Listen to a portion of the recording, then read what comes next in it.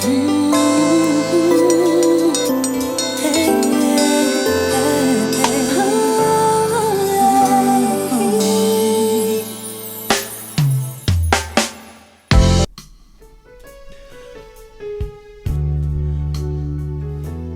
vous souhaitons la bienvenue à notre programme aujourd'hui, chers frères et sœurs. C'est moi, votre pasteur Charlie Congolo. Nous sommes là pour une heure pour adorer le Seigneur et pour partager la parole de Dieu. Que le Seigneur vous fasse du bien alors que vous nous rejoignez pendant ce moment. Que le Seigneur vous bénisse. Je veux prier pour remettre ce moment entre les mains du Seigneur et préparons nos cœurs à recevoir ce que le Seigneur a pour nous. Éternel Dieu, nous sommes là pour t'adorer. Nous sommes là pour te glorifier. Nous sommes là pour t'écouter. Nous sommes là, Seigneur, pour te laisser faire, pour nous bénir, pour nous transformer et changer.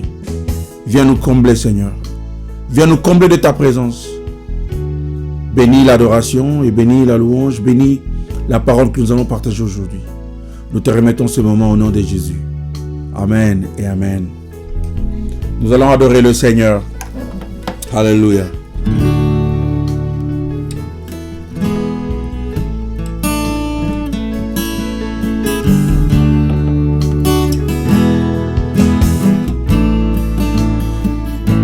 Au-dessus des puissances, au-dessus de rois, au-dessus de la nature et de la création, au-dessus de tous les plans des hommes sages, bien avant le monde tu existais, au-dessus des royaumes, au-dessus de trônes, au-dessus de merveilles que ce monde a connues, par-dessus tous les trésors de la terre, rien ne peut mesurer ta valeur.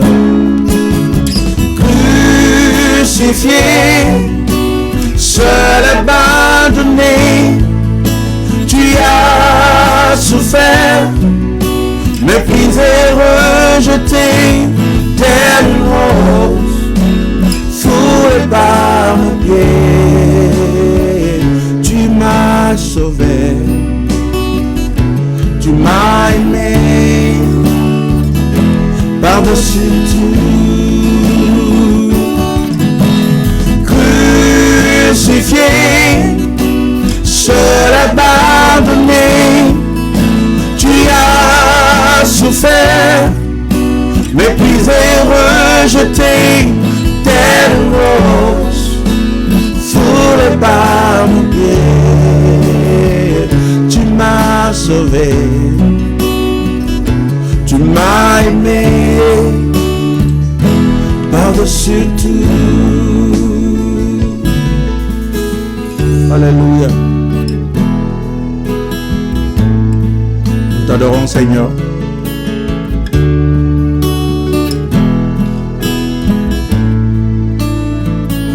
Au-dessus des puissances, au-dessus des rois, au-dessus de la nature et de la création, par-dessus tout les plans des hommes sages, bien avant le monde tu existais,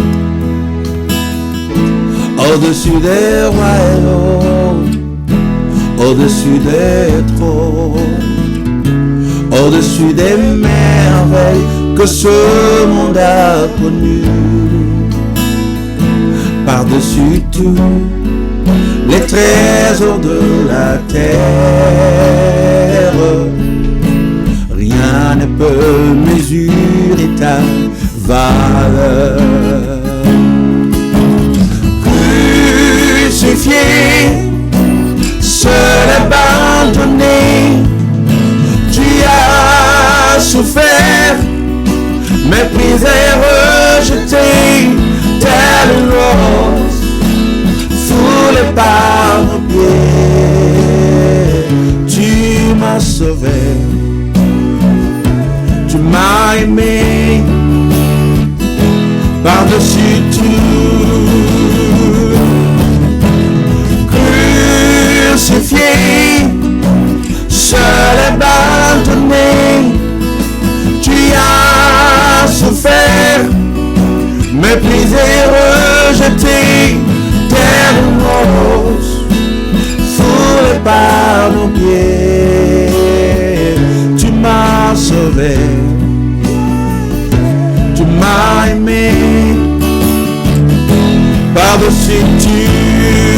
chante encore, crucifié. Crucifié, seul abandonné, tu as souffert, méprisé, rejeté, telle rose, foulée par nos pieds. Tu m'as sauvé, tu m'as aimé, par-dessus tout. Adorons le Seigneur et élevons son Saint-Nom. Élevons ce Jésus qui est mort sur la croix pour nous. Adorons ce Jésus qui a été rejeté, méprisé, abandonné par tous pour toi et moi. Oh Jésus, alléluia. Reçois l'honneur notre Seigneur. Reçois l'honneur notre Seigneur. Reçois l'honneur toi notre roi. Reçois l'honneur. Toi qui as tout abandonné pour nous. Pour nous. Pour nos péchés. Rejeté par tous. Pour mes péchés. Tu es mort pour moi. Et je viens t'adorer. Nous voici dans ta présence. Ce peuple pour qui tu es mort, ce peuple que tu as racheté, ce peuple pour qui tu es allé à la croix, nous venons t'adorer. C'est ce que nous avons apporté dans ta présence, Seigneur. C'est ce que nous avons amené dans ta présence, Seigneur. Reçois l'honneur, reçois la louange et l'adoration. Au travers de ce moment, reçois l'adoration qui t'est due. Mon âme t'adore. Mon âme te loue, mon âme t'exalte, mon âme te glorifie, Jésus. Toi le Seigneur de gloire, toi le Seigneur de gloire. Alléluia. Nous n'est comme toi. Personne n'a fait ce que tu as fait pour nous, Jésus. Personne ne l'a fait. Le lion de la tribu de Juda, le prince de paix, admirable et conseiller. Sois béni, sois exalté. Alors que nous venons nous prosterner devant toi. Nous voici devant toi pour t'adorer, pour t'exalter. Crucifié, crucifié, seul abandonné, tu as souffert, méprisé, rejeté, tel rose, foulé par nos pieds. Tu m'as sauvé, tu m'as aimé, par-dessus tout. Crucifié, crucifié, seul abandonné, tu as souffert, méprisé, rejeté, tel rose, foulé par nos pieds. Tu m'as sauvé, tu m'as aimé, par-dessus tout. Il nous a aimés, il nous a sauvés, par-dessus tout. Il n'est pas mort pour les animaux, il est mort pour nous les hommes. Il a donné sa vie, pas pour les animaux, il a donné sa vie pour nous les hommes. Il était dans la gloire. Il était dans la gloire, assis dans la gloire. Mais il a tout laissé pour venir donner sa vie pour les pécheurs que nous sommes. Voilà pourquoi nous chantons, il est au-dessus de tout. Il n'y a rien qui puisse se comparer à sa grâce, à son amour, à ce qu'il a fait pour nous. Il n'y a rien.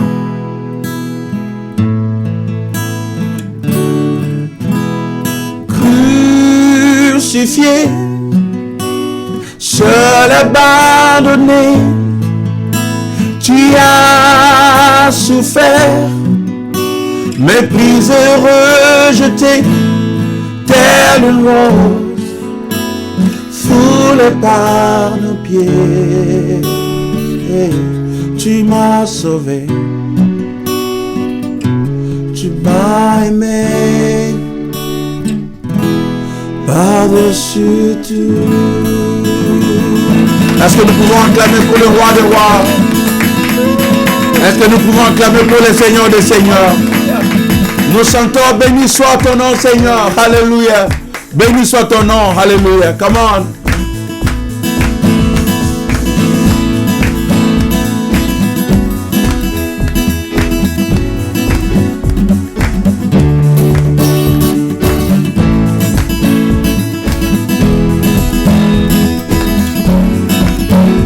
Nous acclamons pour notre Dieu.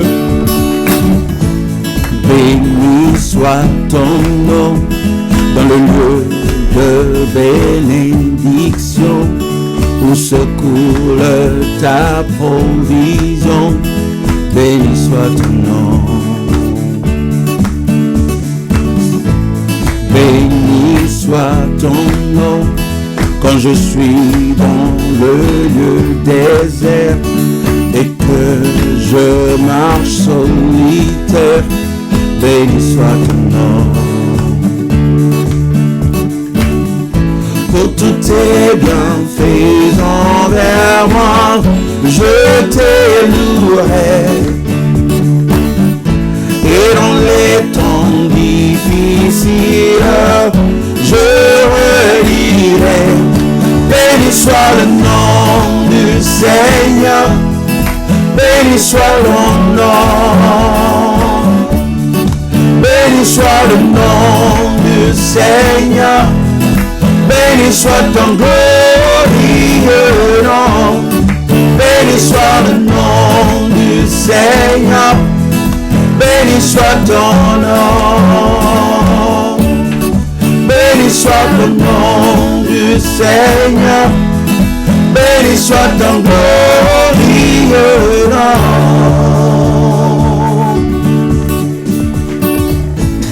Béni soit ton nom quand sur moi brille le soleil, quand le monde tourne à merveille.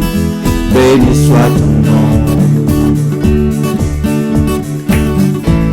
Béni soit ton nom quand l'épreuve vient m'informer, quand je dois tout sacrifier. Béni soit ton nom. Pour tous tes bienfaits, pour tous tes bienfaits envers moi, je t'élouerai. Et dans les temps difficiles, je relirai. Béni soit le nom du Seigneur. Béni soit ton nom. Alléluia. Béni soit le nom du Seigneur. Béni soit ton glorieux nom. Béni soit le nom du Seigneur. Béni soit ton nom. Alléluia.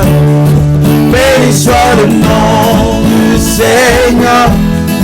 Béni soit ton glorieux nom. Chante encore. Béni soit le nom du Seigneur. Béni soit ton nom. Alléluia. Béni soit le nom du Seigneur. Béni soit ton glorieux nom. Seigneur, tu as donné. Seigneur, tu as repris. Malgré tout, je dirai que ton nom soit béni. Seigneur, tu as donné. Seigneur, tu as repris. Malgré tout, je dirai que ton nom soit béni. Seigneur, Seigneur, tu as donné. Seigneur, tu as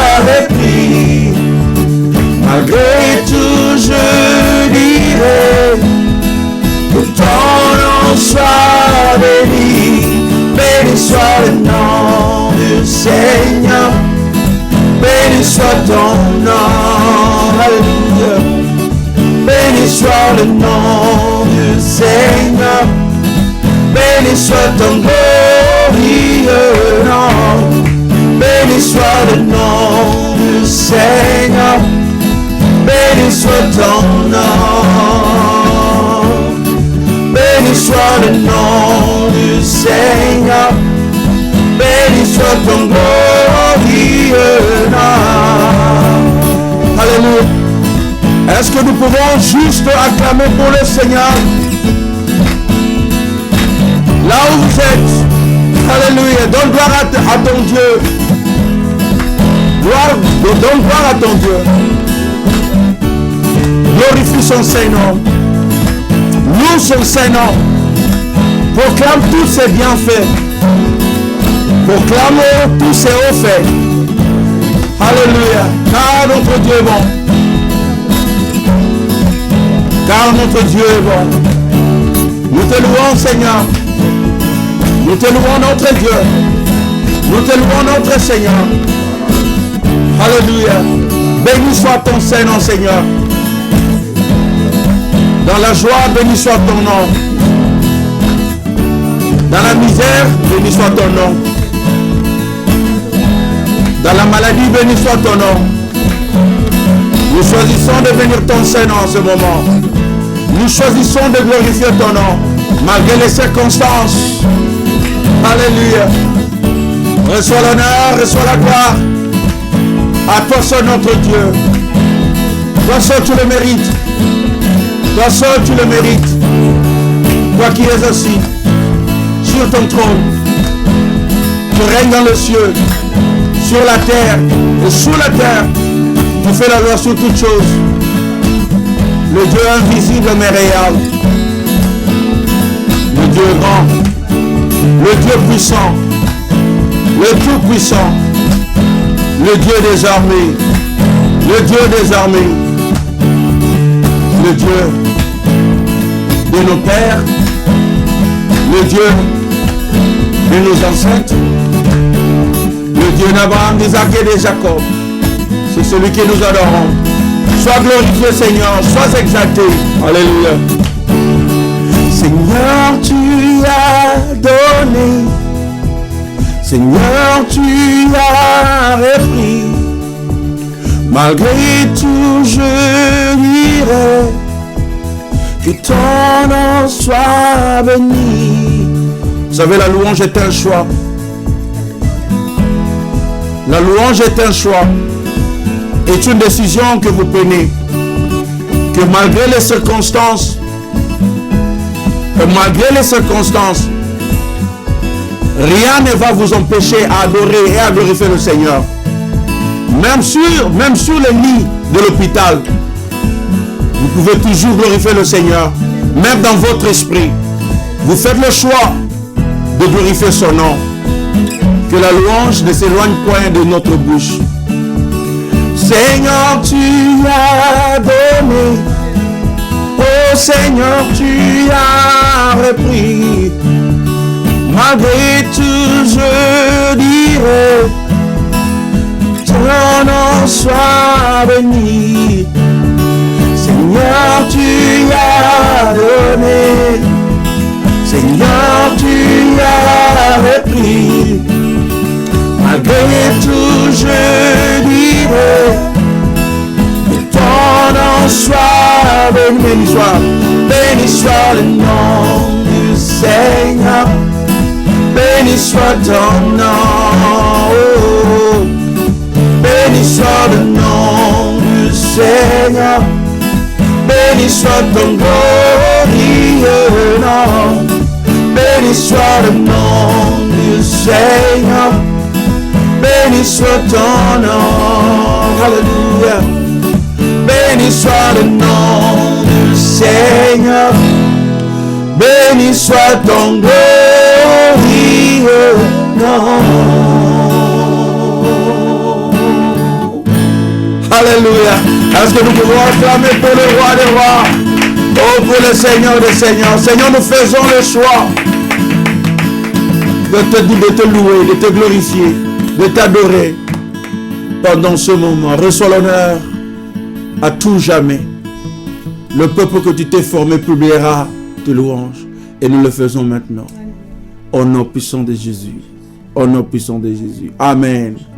Et amen. Alléluia, alléluia. Que le Seigneur vous bénisse. Alors, je veux partager la parole de Dieu avec vous. Et aujourd'hui, je vais parler sur l'espoir dans la rédemption. Ou je vais tout simplement parler de la rédemption. Nous étions en train de parler du livre de Ruth. J'avais dit que le livre de Ruth avait comme thème principal l'espoir. Et au premier chapitre, nous avions vu comment nous pouvons avoir de l'espoir dans la souffrance. Et dans le chapitre 2, nous avons vu comment nous pouvons avoir l'espoir dans la providence de Dieu. Comment est-ce que Dieu peut faire concourir les choses dans notre vie pour amener ou pour accomplir ses desseins dans notre vie. Et dans le chapitre 3, nous avions vu la puissance d'un peu d'espoir. La puissance d'un peu d'espoir. Où nous avons vu que Naomi, qui était déprimée, et lorsqu'elle a appris que Boaz existait, que Boaz était un parent qui pouvait les racheter, alors elle a eu de l'espoir. Et par rapport à cet espoir-là, elle a envoyé Ruth aller faire quelque chose afin de sortir de la situation dans laquelle il s'est retrouvé. Donc je veux pas rentrer en détail parce que vous pouvez suivre ce message passé de Ruth chapitre 1, chapitre 2, chapitre 3 dans les vidéos. Et aujourd'hui, je vais me consacrer sur le chapitre 4 ou le dernier chapitre du livre de Ruth. Et le dernier chapitre nous enseigne sur la rédemption. La rédemption, c'est le fait de racheter ou le fait d'être racheté. Le rachat. La rédemption, c'est tout simplement le fait que quand quelqu'un a une dette, quelqu'un d'autre peut venir racheter cette dette-là pour vous libérer. Et c'est ce que nous voyons dans le 4e chapitre du livre de Ruth. Nous allons lire Ruth chapitre 4 de verset 1 à verset 4. Ruth chapitre 4 verset 1 à 4. La Bible nous dit: Boaz monta à la porte et s'y arrêta. Et voici celui qui avait droit de rachat et dont Boaz avait parlé vint à passer. Boaz lui dit: approche, reste ici, toi un tel. Et il s'approcha et s'arrêta. Boaz prit alors 10 hommes parmi les anciens de la ville et il dit: asseyez-vous ici. Et ils s'assirent. Puis il dit à celui qui avait le droit de rachat: Naomi, revenue du pays de Moab, a vendu la pièce de terre qui appartenait à notre frère Elimelech. J'ai cru devoir t'en informer et te dire acquiert-la en présence des habitants et en présence des anciens de mon peuple. Si tu veux racheter, rachète. Mais si tu ne veux pas, déclare-le-moi afin que je le sache. Car il n'y a personne avant toi qui ait le droit de rachat. Et je l'ai après toi. Et il répondit: je rachèterai. En fait, dans le chapitre 3, lorsqu'on a examiné le chapitre 3, on a trouvé que après que Ruth ait fait tout ce qu'elle devrait faire à propos de leur plan de rachat, la Bible nous dit que Boaz, qui avait le droit de rachat, Boaz qui était le membre de la famille de Elimelech, le mari de Naomi qui était mort, Boaz qui avait le droit de rachat avait promis à Ruth: vas-y et je vais faire tout ce qui est à mon pouvoir pour vous racheter. Et il avait dit que il y a quelqu'un d'autre avant moi qui a le droit de vous racheter. Je vais d'abord aller lui parler et s'il veut vous racheter, il doit le faire maintenant. S'il ne veut pas à vous racheter, moi je veux le faire. Quand Ruth est rentrée à la maison pour raconter à Naomi, au chapitre 3, nous avons vu Naomi dire à Ruth: Ruth, sois tranquille, ne vous en faites pas, parce que cet homme ne restera pas en paix jusqu'à ce qu'il ait fait ce qu'il doit faire. Alors, nous avions terminé le chapitre 3 et le dernier message en disant que lorsque nous avons pris une action, lorsque nous avons fait ce que Dieu nous a demandé de faire, lorsque nous avons acté selon la volonté de Dieu, selon ce que Dieu nous a mis à cœur, nous devons rester tranquilles. Nous devons attendre le temps de Dieu. Nous devons attendre le timing de Dieu. Et Ruth et Naomi, elles ont attendu le timing de Dieu. Maintenant, alors que ces deux femmes étaient tranquilles dans leur maison, elles ne savaient pas ce qui s'est passé. La Bible nous dit que Boaz est allé à l'entrée de la porte de la ville. Vous savez, les villes de l'époque étaient des petites villes. Et les gens souvent se rencontraient à l'entrée de la ville. Et là où les hommes se rencontraient, ils se partageaient, ils discutaient à propos de ce qui s'est passé dans la ville. Et Boaz est parti à la porte pour attendre celui qu'il pensait être celui qui devrait racheter Naomi. Le parent qui avait le droit avant lui. Il a attendu jusqu'à ce que cet homme apparaît. Et quand cet homme apparaît, il lui parle. Il dit, tu as entendu parler de Naomi. Tu as entendu parler de Ruth. Et vous savez que ce sont des veuves, mais leurs maris sont de notre famille. Et c'est à nous le devoir de les racheter. Alors, comme il n'y a que toi et moi, je te parle parce que Naomi a mis en vente leur parcelle. Donc, tu dois acquérir cette parcelle-là. Cet homme a dit, oh oui, il n'y a pas de problème. En fait, il avait trouvé que le deal était bien. Parce que, en fait, pour votre information, à l'époque, lorsque vous rachetez la terre d'un défunt, ses descendants auront le droit de récupérer cette terre-là après 50 ans. Ce qu'on appelait le jubilé. Donc après 50 ans, les descendants du défunt ont le droit de revenir pour récupérer un terrain, une terre, un bien qui a été racheté par un parent. Mais le problème dans cette histoire, c'est que Ruth n'avait pas d'enfant, Naomi n'avait pas d'enfant. Elimelech a laissé 2 fils et ces 2 fils sont morts. Donc ça veut dire que celui qui va racheter le terrain de Elimelech, celui qui va racheter le terrain de Naomi, n'aura pas affaire aux descendants de Elimelech, parce que Elimelech n'avait pas laissé des descendants. Il avait laissé des enfants, mais ces enfants-là sont morts. Donc il ne pouvait pas s'attendre à ce que quelqu'un va venir après quelques années pour récupérer ce bien. Donc ça c'était parfait. Ça, c'était parfait. C'était parfait pourquoi? Parce que dès que j'achète ce terrain, ça restera pour moi, à jamais. Donc, il a aimé ça. Mais il y avait un problème. Il y avait un problème. Lorsque nous regardons au verset 5, maintenant, de Ruth chapitre 4, Boaz dit, la Bible dit, Boaz dit, le jour où tu acquéras le champ de la main de Naomi, tu l'acquéras en même temps de Ruth, la Moabite, femme du défunt, pour relever le nom du défunt dans son héritage. En fait, alors que le parent qui avait accepté de racheter le champ d'Elimelech, alors qu'il était content de faire le deal, il a accepté la transaction. Il a dit, je veux racheter, je veux prendre ça. Tout d'un coup, Boaz va venir insérer un terme, insérer une condition. Et cette condition-là, c'était une condition dans la loi.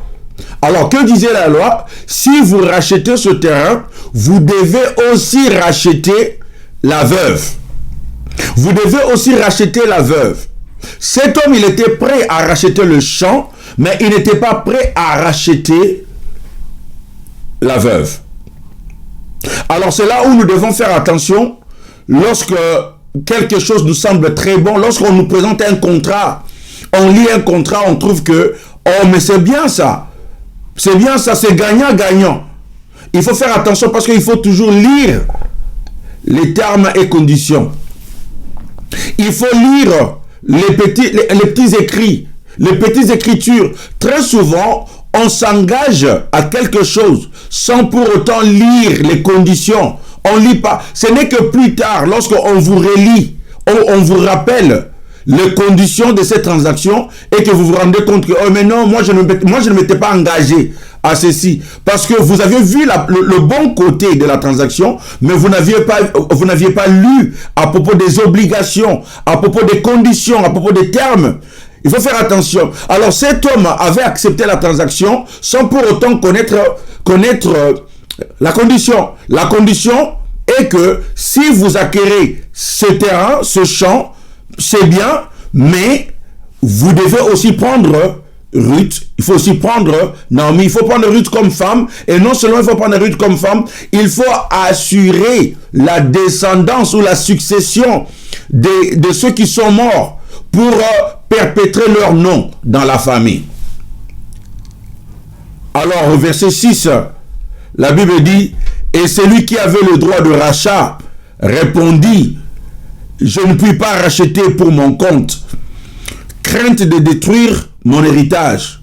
Prends pour toi mon droit de rachat, car je ne suis pas, car je ne puis pas racheter. Car je ne peux pas racheter. Cet homme, en fin de compte, il s'est rendu compte que, oui, j'ai le bon à côté du deal, mais je n'accepte pas la condition qui était de prendre Ruth et de prendre aussi Naomi et d'assurer la descendance. Et il a dit, si c'est cela la condition, alors je ne veux pas prendre. Mais plus tard, nous allons voir que tout ça, c'était dans le plan de Dieu. Parce que Boaz, il était prêt, il se disait, si vous ne voulez pas prendre cette femme, moi, je veux la prendre. Mais parce que je ne suis pas le premier endroit pour la prendre, je vous intéresse, je vous parle de cette femme. Est-ce que vous acceptez ou non? Cet homme a décliné. C'est pour nous dire que quelque chose qui a été planifié pour nous, personne ne peut changer cela. Quelque chose qui a été planifié pour nous, personne ne peut changer cela. Personne ne peut changer le plan de Dieu dans notre vie. Si Dieu avait planifié que Boaz et Ruth vont se marier. Et Boaz a respecté la ligne.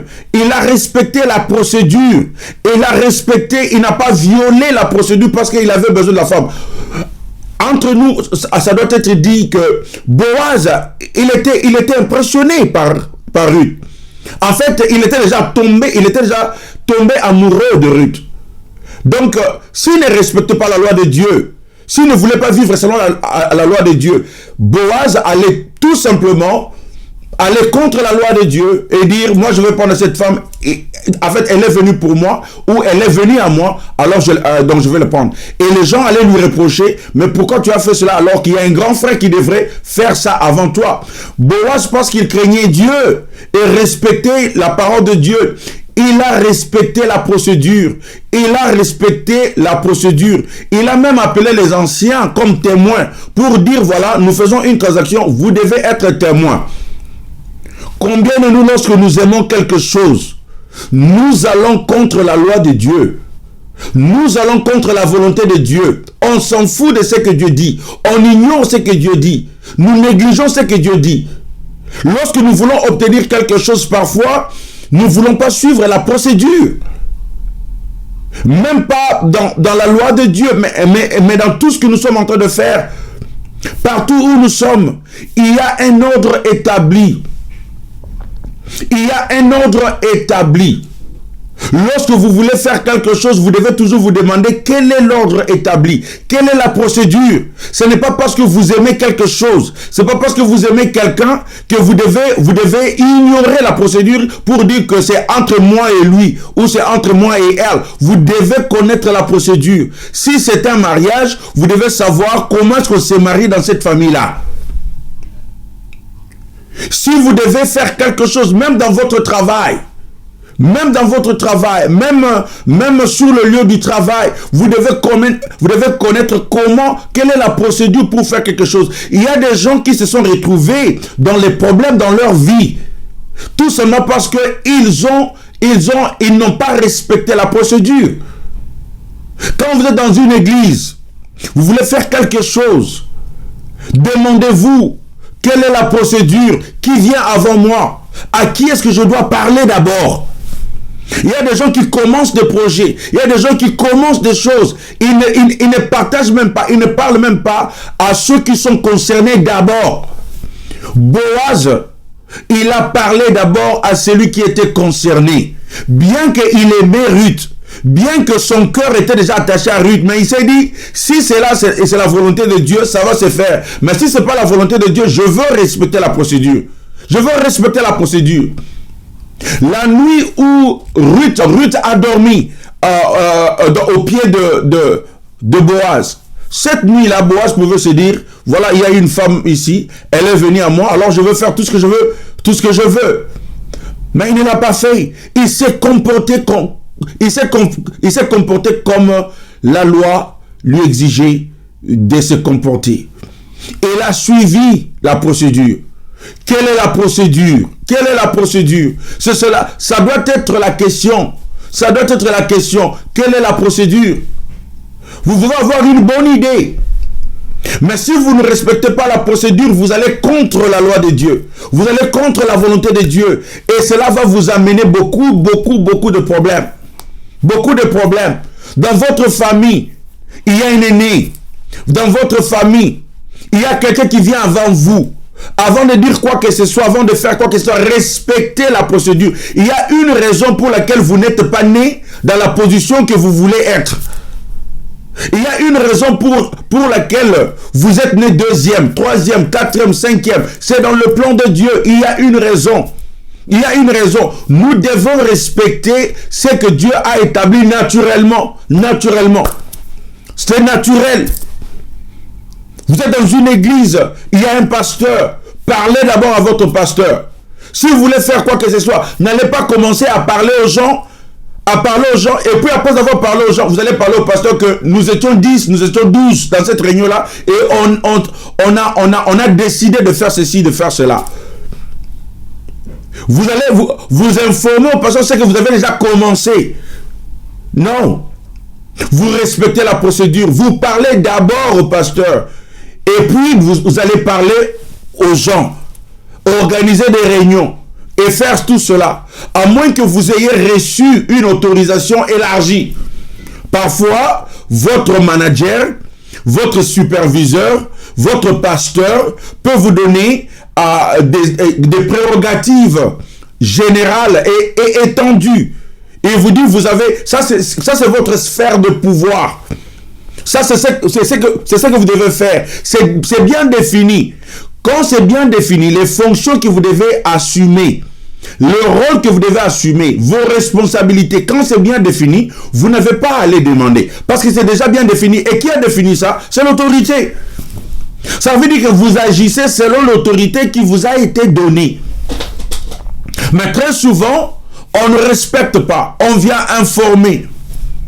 On vient informer. Si vous êtes un enfant de Dieu, si vous voulez que les choses marchent bien dans votre vie, il faut toujours vous demander quelle est ma position. Y a-t-il quelqu'un qui est au-dessus de moi à qui je dois d'abord m'adresser et parler avant d'aller faire ceci? Et Boaz a évité de prendre une décision et de se décider, de s'engager avant d'avoir parlé aux parents qui avaient le droit sur lui. Et c'est ça ce qu'il a fait. Et c'est cela ce que nous devons faire. Si nous devons avoir l'espoir de la rédemption, du rachat, si nous pouvons avoir l'espoir dans nos problèmes, dans nos situations, nous devons nous rassurer que nous suivons la bonne procédure. Boaz a fait cela. Et la deuxième chose que Boaz fait, et ça c'est vraiment spirituel parce que ça, Boaz devient l'image de Christ dans notre vie. Il fait ce que Christ a fait pour nous.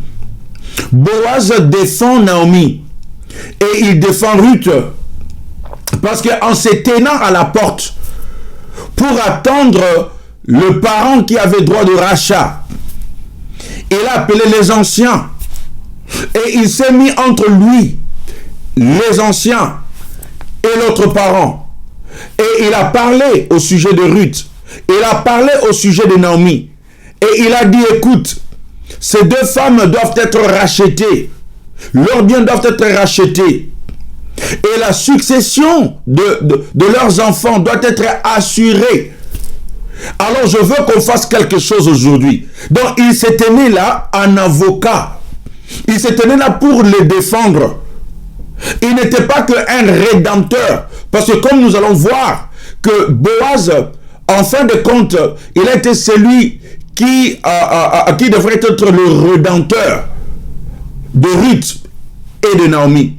Mais dans ce cas ici, il n'était pas qu'un rédempteur, mais aussi un avocat et aussi un grand prêtre. Naomi n'a pas eu à se rendre à la porte et à négocier son propre accord. Boaz a plaidé en sa faveur et il l'a fait avec perspicacité et avec efficacité. Ruth, en tant que Moabite, serait considérée comme une étrangère impure et n'aurait même pas été en mesure d'obtenir une audience avec les anciens de la ville pour demander qu'un parent poursuive la lignée de son défunt mari. Comme un prêtre, Boaz a le statut et la juste position au sein de la société pour combler le fossé juridique entre Ruth et les anciens. Boaz donne à Naomi et à Ruth un immense espoir de rédemption en le représentant d'abord simplement. Voilà pourquoi j'ai dit que Boaz nous montre Jésus. Il nous montre Jésus. Il nous montre comment Jésus est notre avocat. Alors lorsque nous sommes en train de parler de la rédemption, nous parlons du salut. Vous savez, le salut, c'est le fait d'être sauvé. Mais non seulement nous sommes sauvés, la Bible nous dit nous sommes rachetés. Nous sommes rachetés. Je bénis le Seigneur. Je ne sais pas si vous comprenez ces choses, mais en fait, être sauvé, c'est avoir, vos péchés ont été pardonnés. Vos péchés ont été pardonnés. Et vous avez la vie éternelle. Mais être racheté, ça veut dire plus que ce, comme nous allons voir. Ça veut dire plus que cela. Nous sommes rachetés. Et Jésus s'est mis devant le Père à la croix pour nous défendre comme un avocat. Et il nous défend. Il nous a défendus sur la croix et il continue à nous défendre chaque jour de notre vie. Et voilà pourquoi je dis qu'il y a une différence entre le salut et la rédemption. Parce qu'avec la rédemption, chaque jour, nous avons un avocat auprès du Père. Nous avons un avocat devant le Père qui nous défend, qui plaide en notre faveur chaque jour. Il est mort pour nous pour le salut. Mais chaque jour, il se tient devant la face du Père, devant le Père, pour nous défendre, pour parler, pour plaider pour nous, pour plaider notre cause. Pour plaider notre cause. Vous savez que Ruth était moabite. Aux yeux des Israélites, elle était impure, elle était indigne. Et par sa position, elle ne pouvait pas se mettre devant les anciens pour plaider sa cause. Pour dire que, écoute, je suis une veuve.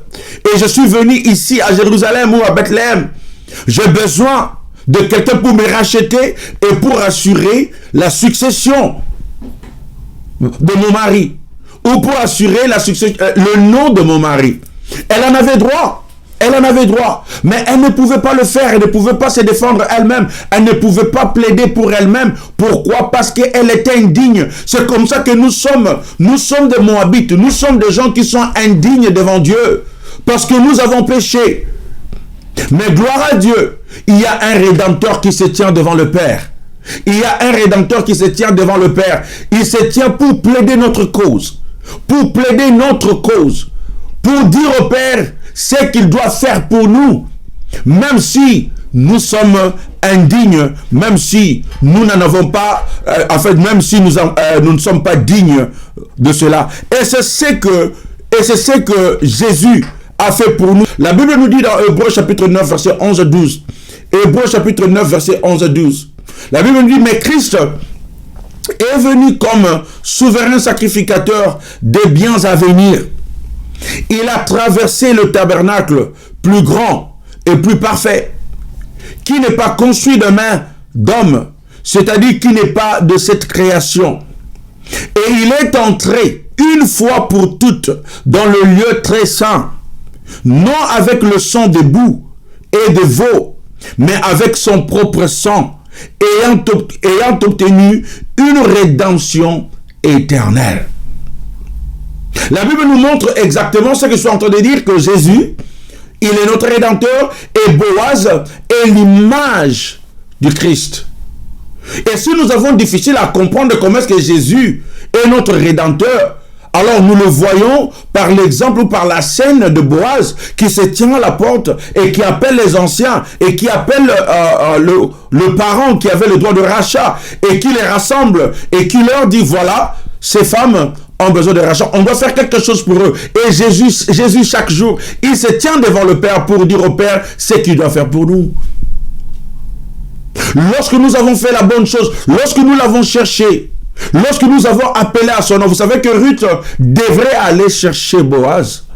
Elle devrait aller chercher Boaz. Elle devait faire ce que la loi lui exigeait de faire. Et lorsqu'il a fait cela, le Rédempteur, Boaz, s'est levé pour plaider sa cause. Lorsque nous avons cherché Jésus, lorsque nous avons appelé en son nom, lorsque nous l'avons cherché, il plaide notre cause. Il plaide notre cause. Il plaide notre cas. Il est notre avocat. Et cela, c'est que la Bible nous dit. La Bible nous dit encore dans 1 Jean, chapitre 2, verset 1 à 2. 1 Jean, chapitre 1 Jean, chapitre 2, verset 1 à 2. La Bible dit, mes petits enfants, je vous écris ces choses afin que vous ne péchiez point. Et si quelqu'un a péché, nous avons un avocat auprès du Père, Jésus-Christ, le juste. Il est lui-même une victime expiatoire pour nos péchés, non seulement pour les nôtres, mais aussi pour ceux du monde entier. Je veux que vous compreniez ce verset, ou même que nous puissions lire ce verset avec des yeux ouverts. Je reprends ce que la Bible dit ici. La Bible dit, mes petits enfants, je vous écris ces choses afin que vous ne péchiez point. En d'autres termes, ce que je vous écris maintenant, ce n'est pas pour vous encourager à pécher. Ou je ne veux pas vous pousser à pécher. Je ne veux pas vous encourager à pécher. Je ne veux pas vous encourager à faire du mal. C'est pas ce que je veux. C'est ça ce qu'il dit. Mais écoute ce qu'il dit maintenant. Et si quelqu'un a péché, nous avons un avocat auprès du Père, et cet avocat est Jésus-Christ le juste. Vous savez, nous pouvons renverser la phrase. La phrase, si nous renversons les phrases, nous allons dire que lorsque nous péchons, nous avons un avocat auprès du Père, et son nom c'est Jésus. Mais cela n'est pas un encouragement à pécher. C'est cela ce que l'apôtre Jean est en train de dire. La bonne nouvelle, c'est celle-ci. Lorsque nous avons péché, nous avons un avocat. Le péché ne peut pas nous éloigner de Dieu. Le péché ne peut pas nous séparer de Dieu. Le péché ne peut pas empêcher à ce que Dieu puisse intervenir dans notre vie. Le seul moment où le péché nous empêche de recevoir les bénédictions de Dieu, c'est lorsque nous n'avons pas utilisé Jésus comme notre avocat, ou lorsque Jésus n'est pas notre avocat, ou lorsque nous n'avons pas accepté Jésus comme notre Rédempteur. Lorsque nous disons que Jésus, tu es mon Rédempteur, cela c'est que ça signifie. Ça signifie que lorsque j'ai péché, il me défend. Lorsque j'ai péché, il plaide pour moi. Lorsque j'ai mal marché, il plaide pour moi. Lorsque ma vie n'est pas correcte, il plaide pour moi. Boaz a plaidé pour une Moabite. Il n'a pas plaidé pour une juive. Il n'a pas plaidé pour une femme qui était déjà née dans la loi de Dieu. Non, non, non. Il a plaidé pour une femme qui était née sans loi. Sans la loi de Dieu. Et Jésus ne plaide pas pour ceux qui sont justes. Si vous êtes juste, vous n'avez pas besoin d'un avocat. Si vous n'avez rien à vous reprocher, vous n'avez pas besoin d'avocat. Si vous n'avez pas de litige, vous n'avez pas besoin d'un avocat. Ceux qui ont besoin d'un avocat, ce sont des Moabites. Ce sont des gens qui sont sans loi. Ce sont des gens qui ont besoin de Dieu. Ce sont des gens qui sont tombés dans le péché. Ce sont des gens qui ont des litiges devant Dieu. Ce sont des gens qui se tiennent là pour dire que Seigneur, je ne peux même pas regarder ta face. Seigneur, je ne peux même pas me frapper la poitrine. Seigneur, je ne suis même pas digne de me présenter devant toi.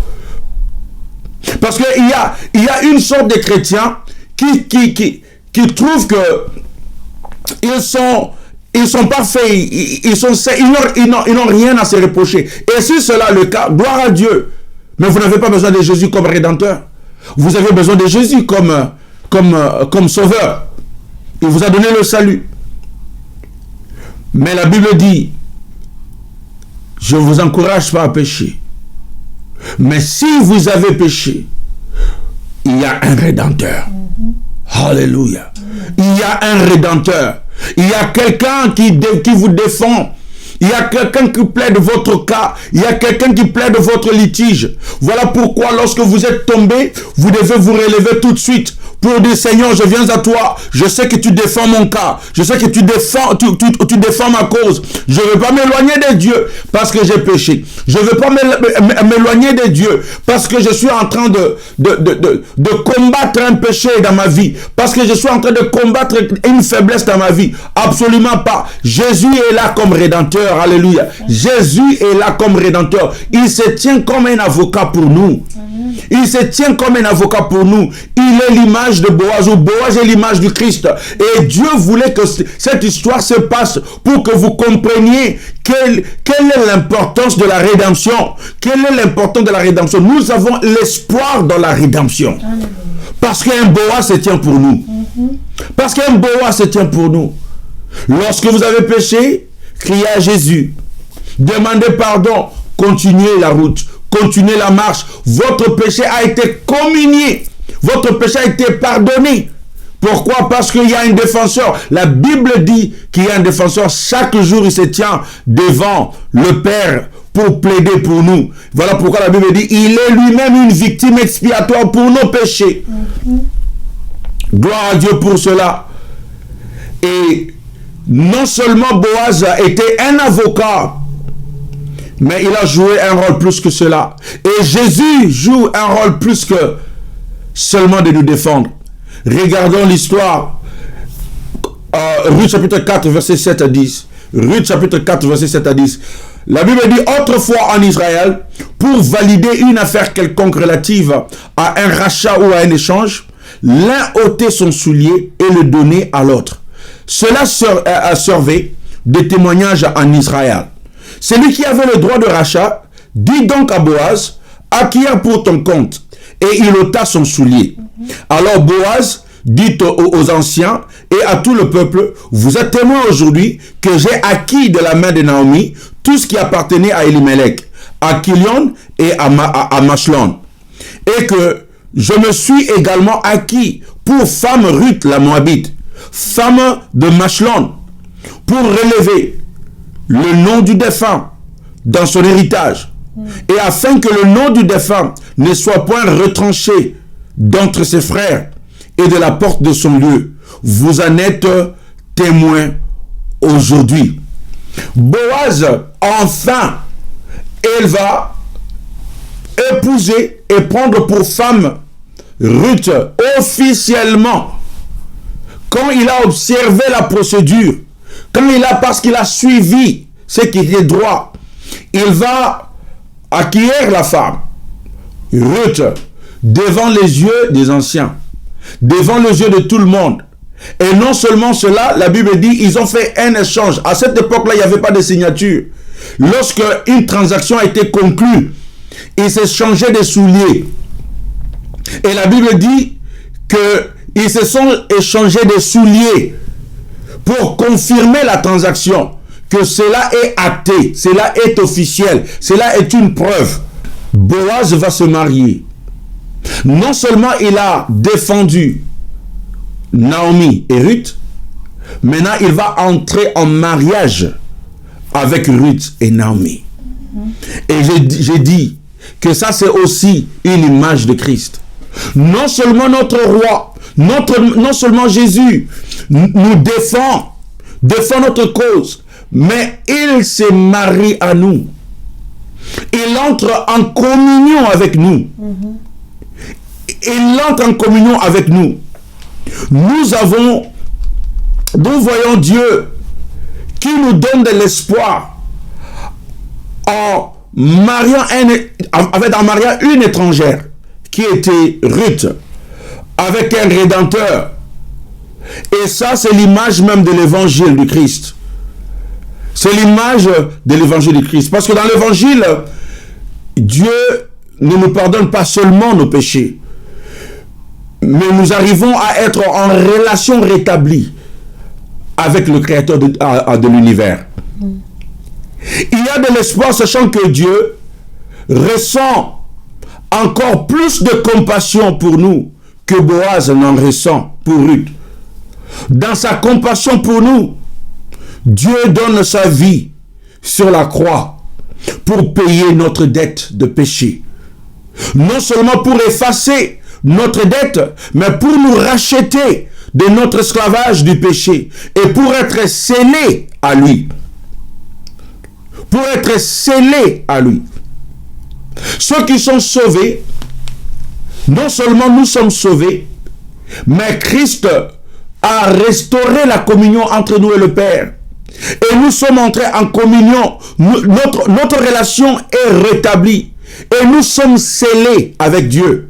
Et c'est cela l'évangile. Nous sommes scellés avec Dieu. Et rien ne peut nous séparer. Alléluia. Et rien ne peut nous séparer.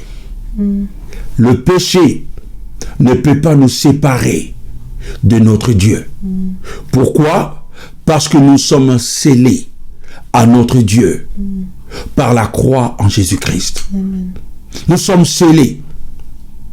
Vous savez, il y a des gens qui parlent plus des péchés que du Rédempteur. Mais je vais vous dire une chose, que lorsque nous avons un Rédempteur, lorsque nous avons un Sauveur, nous ne voyons plus le péché. Nos yeux sont fixés sur le Rédempteur. Et nos yeux sont fixés sur celui qui nous a sauvés. Pourquoi? Parce que le péché n'a plus de force. Le péché n'a plus de puissance. Pas parce qu'il a disparu, mais parce qu'il a été vaincu par le Rédempteur. Parce qu'il a été vaincu par le Rédempteur. Je suis désolé pour ceux qui aimeraient faire en sorte que les gens se sentent coupables et ils croient que plus les gens se sentent coupables, ils vont venir à Christ. Ce n'est pas ça l'évangile. Ce n'est pas ça l'évangile. L'évangile, nous le trouvons dans cette histoire de Boaz et de Ruth. Ruth avait tout simplement besoin d'un rédempteur. On n'a pas mentionné le fait qu'elle était une Moabite. On n'a pas mentionné le fait qu'elle était née sans loi. On n'a pas mentionné le fait qu'elle adorait des dieux étrangers. On n'a pas mentionné le fait que sa famille était encore à Moab. On n'a pas mentionné le fait qu'elle était une pécheresse. Elle n'était pas de la famille de Dieu. Mais le Rédempteur s'est marié à elle. Le Rédempteur Boaz s'est marié à une Moabite. Est-ce que vous pouvez vous imaginer? Alléluia. Le Rédempteur, un juif, un homme avec loi, un homme qui connaissait Dieu, un homme pieux, va se marier à une Moabite, à quelqu'un d'indigne. Parce qu'ils n'ont pas vu son indignité. On a vu son acte, l'acte de foi qu'elle avait posé, d'avoir abandonné Moab pour s'attacher à Israël. Et lorsque nous avons fait le choix par la foi de s'attacher à Jésus, cela nous suffit. Peu importe là où nous sommes venus, peu importe ce qui se passe dans notre vie, comme j'avais lu tantôt, l'apôtre Jean a dit, je ne vous encourage pas à aller pécher. Personne n'encourage quelqu'un à aller pécher. Mais ce que nous sommes en train de dire, ce dont vous avez besoin, c'est le Rédempteur. Parce que même si nous vous prêchons le péché du matin au soir, cela ne va pas vous sauver. Cela ne sauvera personne. Personne n'est sauvé en écoutant les enseignements sur le péché, sur le péché, sur le péché. Et après, avec le péché, il y avait le désespoir. Mais avec le Rédempteur, il y a de l'espoir. L'espoir est revenu. Voilà pourquoi je parle de l'espoir dans la rédemption. L'espoir dans la rédemption. Nous étions sans espoir. Maintenant, l'espoir est revenu. Parce que nous avons un Rédempteur qui vient s'attacher à nous, qui vient, qui nous dit, je ne vous rachète pas seulement, mais je vais faire en sorte que vous soyez scellés à moi, que nous devenions un. Vous savez, la Bible dit que 1 plus 1 égale 1. Lorsque nous sommes mariés à Christ, nous devenons un. Voilà pourquoi Jésus avait dit, Seigneur, comme moi et toi, nous sommes un, je veux qu'ils soient aussi un. Christ vit en nous, et nous vivons en Christ. Amen. Et nous sommes un. Et si nous vivons en Christ, Christ ne pêche pas. Christ ne pêche pas. Si tu es caché en Christ, voilà pourquoi la Bible dit que ceux qui sont nés de Dieu ne pêchent point. Cela ne veut pas dire que vous n'allez pas pécher. Cela veut dire que parce que vous êtes caché en Christ, Christ ne peut pas pécher. Et parce qu'il ne peut pas pécher, vous aussi, vous êtes saints. Vous aussi, vous êtes ça. C'est cela le mystère de l'évangile. C'est cela l'évangile. Et si nous comprenons l'évangile de cette manière, nous sommes libres. Pas d'aller faire n'importe quoi, mais nos pensées, notre intelligence, notre façon de prier change.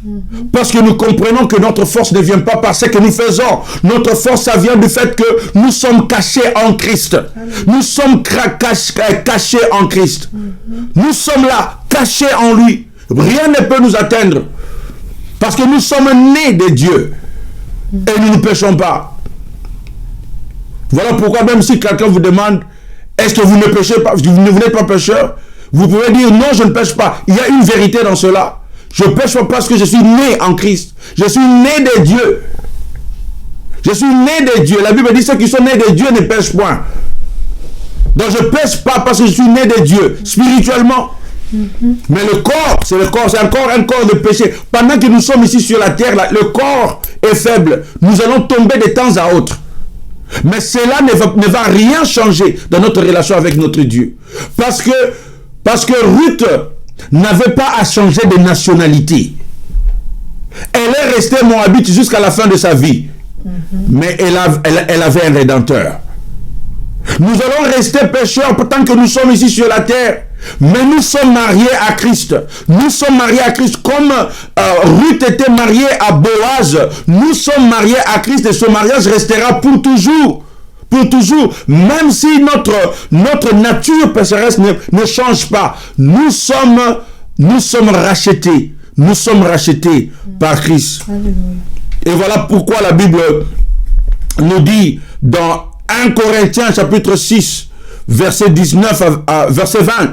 1 Corinthiens chapitre 6, verset 20. La Bible dit, car vous avez été rachetés à un grand prix. Glorifiez donc Dieu dans votre corps et dans votre esprit qui appartiennent à Dieu. Alléluia. Alléluia. Dieu est un Dieu de rédemption qui a la volonté et le pouvoir de racheter les amers, les briser, les exclus pour les communier avec lui. Dieu veut que nous communions avec lui.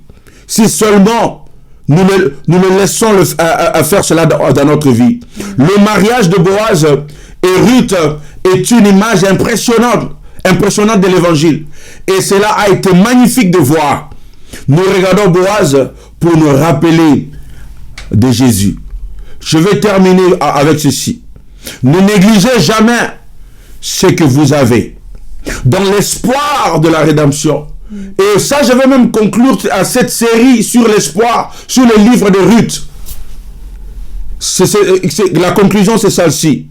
Lorsque nous lisons le verset 14 et 17 de Ruth chapitre 4, Ruth chapitre 4, versets 14 à 17, la Bible nous dit ceci. Les femmes dirent à Naomi, béni soit l'Éternel, qui ne t'a point laissé manquer aujourd'hui d'un homme ayant droit de rachat, et dont le nom sera célébré en Israël. Cet enfant restaurera ton âme et sera le soutien de ta vieillesse. Car ta belle-fille, qui était Ruth, qui t'aime, l'a enfantée. Elle qui vaut mieux pour toi que cette fils. Verset 16. Naomi prit l'enfant et le mit sur son sein, et elle fit sa garde.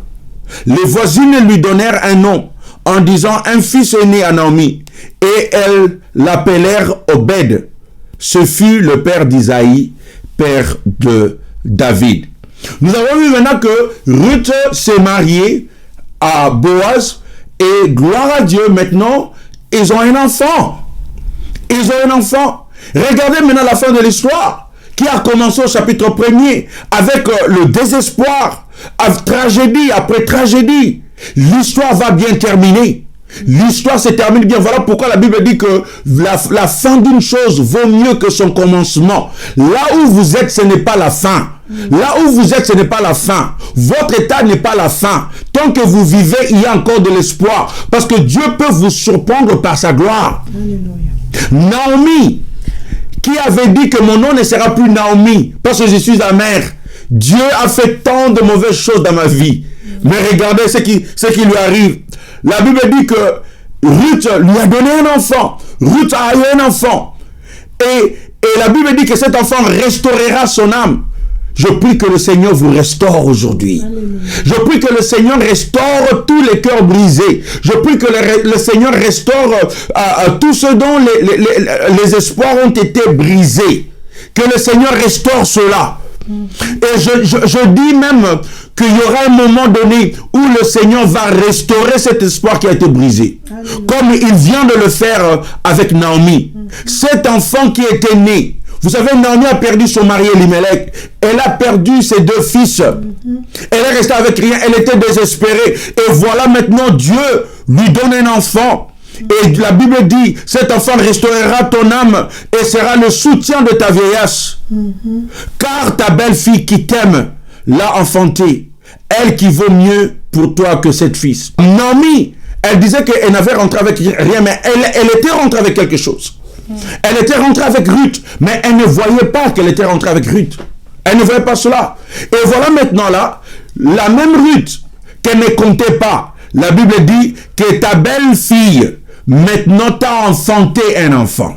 Amen. Voilà pourquoi je dis, ne négligez jamais ce que vous avez. Cette dame, Naomi, n'avait qu'une Moabite, une fille veuve. Elle n'avait pas d'espoir. C'est une Moabite. Elle ne peut rien faire pour moi. Et regarde maintenant, elle devient une bénédiction pour elle. Qui deviendra une bénédiction pour toi demain? Qui sait? Qui sait? Ça peut être ça que vous êtes en train de négliger. Cet enfant, ce garçon que vous êtes en train de négliger. Ça peut être même l'enfant de votre soeur, l'enfant de votre frère.